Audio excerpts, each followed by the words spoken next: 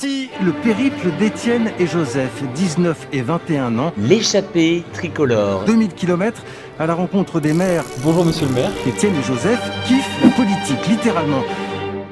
Bienvenue dans l'échappée tricolore. Bonjour monsieur le maire et merci de nous recevoir ici à Montélucu-le-Blain pour la 9e interview de l'échappée tricolore. Eh bien, bonjour à tous les deux, c'est un plaisir de vous recevoir, même si c'est un lundi matin, même si c'est un retour de week-end un peu difficile comme toujours, avec surtout quand on a eu une manifestation le samedi, ma foi, on va essayer de faire au mieux, hein, mais je demanderai un peu d'indulgence, surtout à ceux qui regarderont. Est-ce qu'en premier lieu, en vous dissociant un petit peu de votre fonction de maire, est-ce que vous pouvez vous présenter l'homme que vous êtes ? L'homme parfait, non.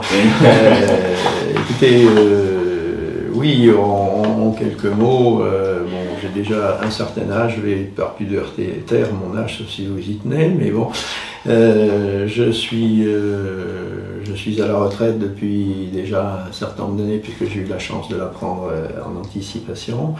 Et donc, je suis revenu, j'ai passé une quarantaine d'années, enfin 35 années très exactement en région parisienne pour raisons professionnelles. Je suis natif d'ici. Et donc, je suis revenu à ma retraite, je suis revenu m'installer ici, pas mon village natal, parce que je suis né un petit peu plus loin, mais j'ai fait passer toute ma jeunesse ici, été à l'école, etc. Et donc, c'est avec grand plaisir que très peu de temps après être arrivé ici, je suis rentré dans l'équipe municipale et j'étais adjoint, et voilà, ça date donc depuis 2008 très exactement. Très bien. Et ma foi, une fois que... Moi j'aime bien quand j'entreprends quelque chose, m'y investir à fond, et voilà quoi, c'est comme ça que je me retrouve aujourd'hui à la tête de cette commune, que j'affectionne évidemment particulièrement, qui est chargé de souvenirs, aussi bien quand je vois les gens que quand je vois les paysages, etc. Voilà, j'ai retrouvé avec moi des gens qui étaient à l'école primaire, avec qui j'étais à l'école primaire. Il y en a encore aujourd'hui dans l'équipe. Ma première adjointe était à l'école primaire avec moi, et voilà, ils sont dans la même classe, c'est vous dire. Voilà. C'est très sympathique de se retrouver dans ces conditions-là. Donc un beau village. C'est un beau village, oui. Effectivement, on a la chance en plus d'avoir un beau village.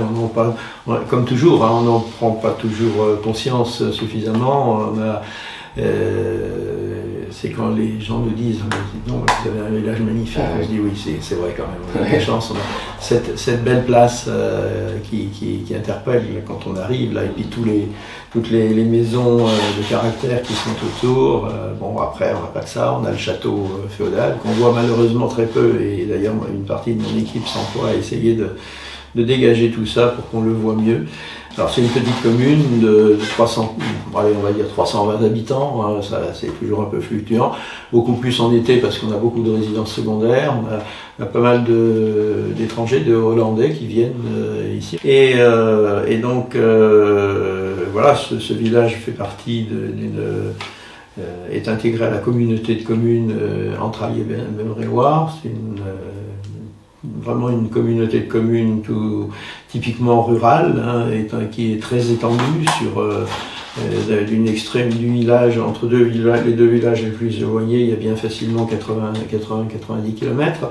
Et puis donc c'est 25 000 habitants, ça fait pas énormément par rapport à l'étendue, 25 600 habitants très exactement. Voilà, on est à 25 km de Vichy, donc les gens ici se sentent quand même beaucoup plus proches de Vichy que de Moulins. Moulins, on est à 40 km. Et je suis même surpris, c'est sûr qu'aujourd'hui je vais à Moulins tous les 4 matins, bien sûr, surtout dans mes autres fonctions de président des maires ruraux. Mais voilà, c'est Vichy, le pôle d'attraction naturelle. Après, on a de petites villes qui sont La Palisse et Varennes, qui sont à 10 km chacune, et qui sont les pôles d'attraction en termes d'activités, de courses diverses, etc. Très bien. Merci pour cette présentation de la commune, de vous et de vous en tant que maire. Maintenant, on va passer plus à la partie sur vos actions. J'ai une première question. Quelles sont les initiatives que vous avez prises depuis le début de votre mandat, il y a maintenant environ un an? Alors, les initiatives, je veux dire, c'est pas énorme en tant que personnellement. Personnellement, je suis dans l'esprit, comme je vous le disais un peu en aparté tout à l'heure, dans un esprit de délégation, délégation qui ne veut pas dire qu'on se débarrasse, mais voilà, je fais confiance à mon équipe. Donc il y a eu tout ce qui a pu être lancé jusqu'à présent, et ça continuera, je pense. Et souvent à l'initiative d'un des membres du conseil municipal, un adjoint, ou voilà. Donc nous avons plusieurs opérations du style l'école. L'école par exemple était peu entretenue par le passé. J'en porte la responsabilité en tant qu'ayant été adjoint pendant 12 ans avant. Pour la bonne et simple raison qu'on allait un petit peu à reculons comme dans tous nos villages ruraux. L'école, on ne sait jamais si elle va perdurer, il faut qu'il y ait de la population, il faut qu'il y ait du renouvellement, il faut qu'il y ait des enfants pour la faire vivre. Et donc on y allait très prudemment parce qu'on se disait investir sur ce bâtiment et c'est risquer peut-être c'est mettre de l'argent alors qu'on en a besoin peut-être ailleurs, etc. Et aujourd'hui, on est dans une optique différente. On se dit, non, au contraire, on fait des petits travaux pour améliorer la vie quotidienne de l'école. Et puis en même temps, on a lancé un gros projet de réhabilitation du bâtiment, en particulier évidemment de rénovation thermique. C'est un bâtiment de 58, vous imaginez un petit peu. Donc ça nous permettra de faire des économies. Et donc tout ça c'est lancé. Il y a des projets à court, à moyen et à plus long terme sur cette école. Et on se dit que ma foi, si par malchance on n'a pas suffisamment d'élèves, mais on va s'employer à toujours faire venir des populations nouvelles. Si par malchance, donc on est dans cette situation-là, eh bien on trouvera toujours une utilisation à ce bâtiment. C'est comme ça qu'on le voit. Après, il y a un gros projet qui dépassera le cadre de notre mandat. On travaille plutôt pour l'après. C'est une sorte de... Vous avez beaucoup de villages qui sont relancés dans la revitalisation des centres-bourgs, dans les réaménagements, etc. Donc nous, on va le faire aussi parce que donc c'est un projet qu'on va aller pour faire assez commun, disons qu'on appelle ça Montaigu demain, Montaigu 2030 si vous voulez, et où on essaiera de regarder tout en consultant aussi la population. J'y tiens beaucoup. Je pense qu'on organisera, je l'ai dit dès le départ du mandat, ça faisait partie de notre engagement de campagne. À l'automne, on tâchera de réunir la population locale pour avoir un peu le sentiment, savoir si on est bien sur la bonne trajectoire. Ne me fais pas d'illusions, il y a 36 avis possibles, donc c'est plus un instrument pour foutre la pagaille, ce truc-là, mais enfin, en même temps, c'est bien, je pense quand même, d'aller au-delà des rumeurs qu'on peut avoir, dites-moi ce que vous en pensez, faites-moi vos propositions, et puis au moins les gens se sentent acteurs de leur commune. Et je le dis toujours, c'est pas de même que le maire n'est pas le seul personnage du conseil municipal, ça m'hérisse le poil quand on dit le maire, il n'est pas tout seul, le maire il a une équipe, et aussi bien pour se faire engueuler que pour être félicité. Et puis voilà, les gens qui ne sont pas élus peuvent aussi avoir leurs idées et parfois, souvent, non de bonnes. Voilà. Et puis il y a d'autres choses après. Montaigu est un village très, très touristique, vous l'avez vu, on en parlait compte tenu de ses caractéristiques.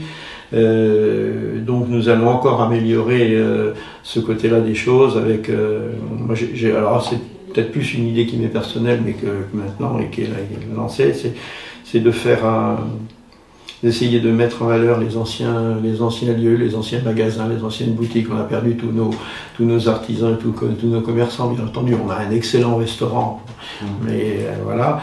Et donc l'idée, c'est de faire une sorte de parcours qui permettrait aux gens qui visitent, comme ça se fait dans beaucoup de communes, avec des pancartes, des panneaux qui disent, ben voilà, à cet endroit il y avait ceci, il y avait cela, on voit telle ou telle trace. Voilà, on peut faire des tas de choses dans un village comme le nôtre. Voilà. Très bien. Moi j'ai une autre question. De quoi êtes-vous le plus fier en tant que maire ? Alors, ça c'est une question difficile, effectivement. Écoutez, de quoi je suis le plus fier, c'est lorsque les gens sont satisfaits. Lorsque je vois le sourire sur les visages, et lorsqu'on vient me dire spontanément, je suis bien content de ce qui a été fait, etc. Alors quelquefois il y a une les gens s'emballent et puis l'engouement diminue. Je pense à ça parce qu'on a mis en place, par exemple, ça fait partie aussi de la question précédente, mon équipe a mis en place depuis l'été dernier, oui exactement le 16 août, un marché dominical, et alors pas tous les dimanches, une fois tous les 15 jours. C'est une très bonne initiative qui a été accueillie bras ouverts. L'idée c'était de rendre service à la population. Ils venaient faire leur marché tranquillement le dimanche matin, etc. Sauf que le dimanche matin, effectivement, c'est toujours un peu compliqué pour avoir les commerçants parce qu'ils ont déjà bossé toute la semaine et certains rechignent à revenir le dimanche. Mais donc, ce qu'on constate, c'est qu'il y a eu cet engouement, puis d'un seul coup, aujourd'hui, on a beaucoup moins de monde au marché. Alors, là, avec l'été, on a les touristes, etc. Mais donc, c'est ça, quoi. Alors, ça fait plaisir. Les gens disent, ah oui, c'est bien, c'est une bonne initiative. Puis finalement, ils viennent moins maintenant. On se dit, bon, qu'est-ce qui s'est passé, quoi. C'est ce genre de choses. En tous les cas, quand les gens viennent, encore vu samedi, quand les gens viennent et puis ont le sourire, se sentent manifestement bien et a fortiori vous le disent, ça fait plaisir. Voilà. On va passer à une troisième partie, du coup une partie plus sur vos réflexions, sur des idées plus au niveau national. Moi j'ai une première question. En tant que, pour ceux qui ne le savent pas et pour ceux qui nous écoutent, vous êtes président de l'association des maires ruraux de l'Allier, et du coup vous êtes engagé là-dedans. Est-ce que vous pouvez un peu nous parler de votre engagement et qu'est-ce que ça représente, et est-ce que l'engagement est important pour vous dans... Voilà, que représente l'engagement ? Alors, l'engagement est très important parce que, comme vous le savez, il y a deux associations de maires. Il y a l'association des maires de France, des maires et des présidents de communautés de communes de France. Et justement, la problématique de cette association, c'est qu'elle concerne toutes les communes de France. Ça va aussi bien de Paris à la commune de 40 habitants. Et donc, il est évident que les problématiques ne sont pas les mêmes. Même entre des villes comme Vichy dans l'Allier et Montaigu, il y a quand même il y a un écart de 100 entre les populations, enfin en coefficient. Et donc, l'association des maires ruraux, comme vous le savez, est orientée sur les problématiques spécifiques des communes de moins de 3500 habitants. Donc c'est déjà plus homogène parce qu'on ne va pas au-delà de 3500 habitants. Et donc on a des problématiques particulières qui sont essentiellement des problématiques rurales, bien entendu. Et ce sont ces problématiques qu'il faut défendre. C'est ça qui est enthousiasmant dans l'association. Et en outre, nous sommes de plus en plus écoutés et entendus de la part des différentes instances politiques. Ça fait déjà un certain nombre d'années, évidemment, qu'on y travaille. Ça a été le fruit du travail de notre regretté président national, Vannick Berberian, décédé au printemps dernier. Mais si vous voulez, on a...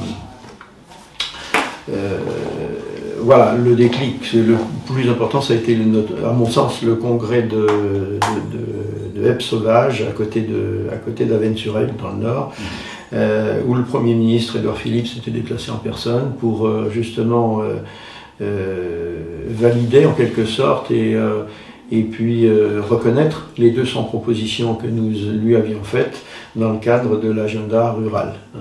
Et l'agenda rural aujourd'hui se met en place, ça va dans tous les domaines, ça balaye dans tous les domaines, et il y a une concertation de plus en plus forte avec avec l'État, avec les organismes, les différents organismes.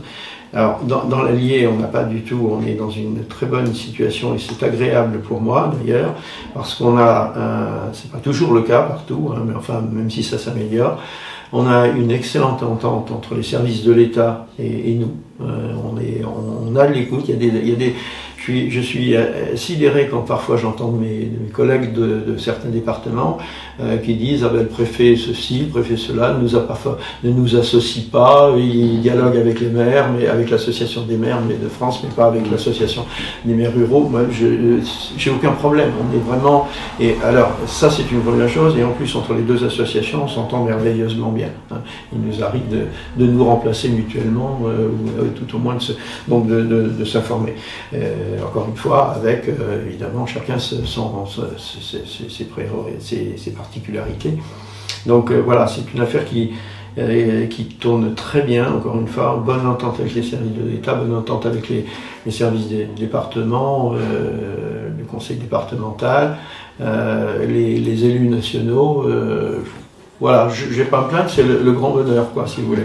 Pour autant, faut quand même faut rester vigilant sur les actions que l'on mène, quoi, et veiller à défendre la ruralité. C'est notre mission première. Hein, mon prédécesseur avait coutume de dire, et je reprends volontiers sa formule, c'est vrai dans les deux associations d'ailleurs, nous ne faisons pas de politique. Notre parti politique, c'est le parti de la ruralité. Hein, voilà, c'est ça. Pour autant, chacun a ses opinions politiques, évidemment. Mais voilà, il y a un temps pour l'action personnelle et puis l'action pour l'action collective. Donc voilà. J'ai mon secrétaire général de l'association des maires ruraux qui est en même temps le premier vice-président de l'association des maires. Vous voyez, donc vous portez une grande importance à l'engagement. Une grande importance à l'engagement et une grande importance, donc encore une fois, à la lutte, à la défense des services publics locaux, hein, faire en sorte que nos habitants continuent, malgré toutes les tentatives qui ont pu être faites d'éloignement, parce que même si elles ne sont pas affichées comme des tentatives d'éloignement, le résultat est là. On est rentré depuis quelques années dans une logique infernale. C'est vrai dans le privé, dans les entreprises, et c'est vrai maintenant dans les services de l'État. On cherche, on concentre. Alors on oublie que simplement qu'au bout, il y a des usagers qui sont pas forcément aptes à se déplacer, je ne sais pas, jusqu'à 40 km. Alors certes, il y a Internet, mais Internet, il n'est pas encore là pour tout le monde. Hein, et puis il ne sera jamais, parce que vous avez des personnes... J'avais parlé en âge, mais c'est pas forcément vrai. Mais je connais des personnes de 80 ans qui se sont très bien mis à l'Internet. C'est une question de personnalité. Mais voilà, tout ça, c'est important. Alors évidemment, il faut des réseaux numériques. Il faut pouvoir accueillir des populations. C'est ça le problème, c'est faire vivre. Notre Premier ministre a beau dire la ruralité est l'avenir de la France, eh bien oui, peut-être, mais il faut faire en sorte que justement cet avenir, que les actions soient prises pour favoriser cet avenir. Justement, vous faites une très bonne transition sur la question suivante. J'aimerais vous demander, vous constatez justement que les services publics s'éloignent de plus en plus des territoires ruraux, les commerces aussi, et que le mouvement de population a tendance, malgré le Covid, à quand même... se déplacer plutôt vers les villes que vers les campagnes. Comment est-ce que vous voyez l'avenir de la ruralité? Est-ce que vous êtes optimiste pour les territoires ruraux? Je suis d'une nature optimiste, donc de ce point de vue-là, toujours. Mais c'est vrai qu'il y a on a à faire face à des difficultés, et 100 fois sur le métier, il faut ramener l'ouvrage, hein, parce que je pense à ça effectivement en matière d'urbanisme. Vous l'avez très bien dit, les urbains tendent à, surtout après la crise Covid, mais je pense que ça va perdurer. Il y a un certain nombre de points qui vont, à mon avis, perdurer. Aspirent à vivre donc dans nos campagnes, mais encore faut-il qu'ils aient les réseaux numériques, qu'ils aient les services de médecine et connexes, et puis effectivement que les services soient là. Et donc qu'on puisse aussi les autoriser à construire. Hein, on est une petite... Alors c'est de notre faute, vous me direz, mais on aurait dû prendre... Et si je prends l'exemple particulier de notre commune, on est au RNU, hein, le règlement d'urbanisme national, c'est national d'urbanisme dans l'ordre. Ça veut dire qu'aujourd'hui, clairement, on ne peut pas construire, parce que on peut réaménager. Alors c'est une bonne chose, parce que je pense que maintenant il faut, surtout avec dans le contexte actuel d'économie de l'énergie, on a tout intérêt à essayer de réhabiliter des maisons de centre-bourg plutôt que d'essayer de construire de nouvelles maisons voilà, même si ça coûte un peu plus cher, mais enfin je crois que voilà, il faut plutôt réhabiliter avec une bonne isolation thermique, etc., plutôt que de vouloir construire. Et puis de toute façon, c'est pas une solution. Vous construisez des maisons neuves, vous faites des lotissements. Alors ça, on n'en a jamais voulu dans notre village, mais vous faites des lotissements, vous amenez à un certain moment, vous avez des gamins et la population scolaire, puis après tout le monde vieillit, et puis vous vous retrouvez avec un lotissement qui est horrible, qui dénote complètement avec le charme du village. Voilà. Donc il faut faire ça, mais pour autant, donc on arrive aujourd'hui à la rigueur à faire accepter des permis de construire quand il s'agit de réaménagement. Construire en pleine campagne, c'est fini, c'est pas possible. Alors qu'il y a des endroits où on peut très bien le faire. On a des hameaux, on a des fois ce qu'on appelle des dents creuses, on n'arrive même pas à les combler, quoi, parce qu'on a un refus systématique. Il faut se battre sans arrêt. Et tout ça au motif qu'il faut préserver, c'est la fameuse artificialisation des sols, il faut préserver les surfaces agricoles. Ben, je suis désolé, mais les surfaces agricoles, il ne faut pas venir embêter le monde pour 5000 m² d'un terrain dont l'agriculteur n'a que faire parce qu'il s'aperçoit qu'il est enclavé entre deux maisons, qu'il n'arrive plus à l'exploiter, ou voire même que le sol n'est pas bon. Donc on va nous mettre des bâtons dans les roues pour faire une construction dans un cas comme ça. Et à côté de ça, on va à la périphérie de telle ou telle ville laisser aménager 80 et perdre ainsi 80 hectares de terres agricoles. Donc il y a deux poids deux mesures. Et c'est ça le problème, la grosse problématique pour être un petit peu plus technique, mais la grosse problématique de l'artificialisation des sols aujourd'hui, c'est que il est à craindre. Enfin, d'ailleurs, on a dit,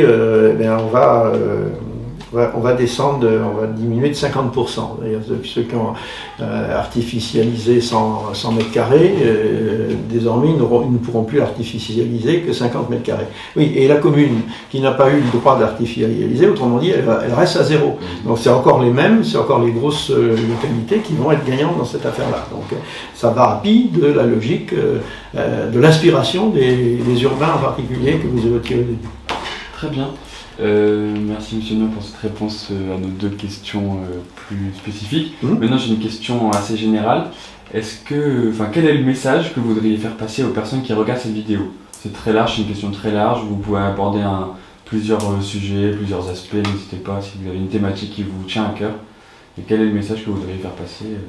Alors je vais peut-être... c'est mon sentiment personnel, la campagne c'est merveilleux. Venez habiter à la campagne et nous on s'emploiera à tout faire pour que vous y soyez bien. Alors évidemment quand on vient habiter à la campagne, ça me fait penser à quelque chose qui est un sujet aussi qui nous est cher, pour lequel un certain nombre d'entre nous se sont battus, c'est qu'évidemment la campagne ne doit pas être... quand on vient à la campagne, il y a des inconvénients à la campagne, il y a des bruits, il y a des odeurs, hein, et il faut savoir les accepter. Mais par contre à la campagne on vit bien, le Covid, l'expérience du Covid l'a montré, hein, donc il